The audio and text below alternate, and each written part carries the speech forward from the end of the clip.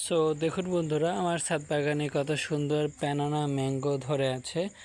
তো এই আমটি কিন্তু একদম লাল হয়ে গেছে, পরিপূর্ণভাবে পেকে গেছে। এবং আমাদের সাথে যে কয়েকটি ব্যানানা ম্যাঙ্গো ধরেছিল তার মধ্যে এখন পর্যন্ত 3টি রয়েছে। এগুলো এখনও পাকে নাই, এখনও সবুজ কালার হয়ে রয়েছে এবং এইটা কিন্তু একদম লাল হয়ে গেছে। তো আমি এখন এই আমটিকে পারবো এবং হারভেস্ট করে নিয়ে যাব এবং পরবর্তীতে আমরা এটাকে খাবো।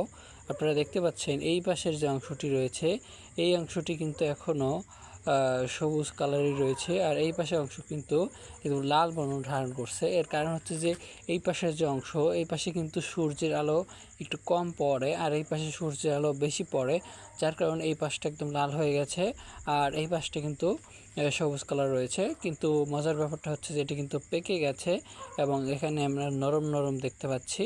তো আমি এখন এটাকে হারভেস্ট করে নিয়ে যাব। এখান থেকে আমি এখন এটাকে ছিঁড়ি।